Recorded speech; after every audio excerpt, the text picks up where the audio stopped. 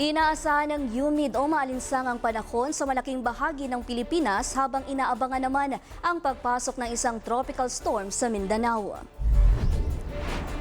Ang muling pagbabalik ng amihan ay magdadala ng bahagyang maulap hanggang sa maulap na kalangitan at pulo-pulong mahinang pag-ulan sa Batanes at Babuyan Islands. Mainit at humid na panahon naman mula tanghali hanggang hapon ang dulot ng easterlies na makakaapekto sa Metro Manila at natitirang bahagi ng bansa. Ito ang mga inaasahang temperature range para sa mga pangunahing lugar ngayong Martes.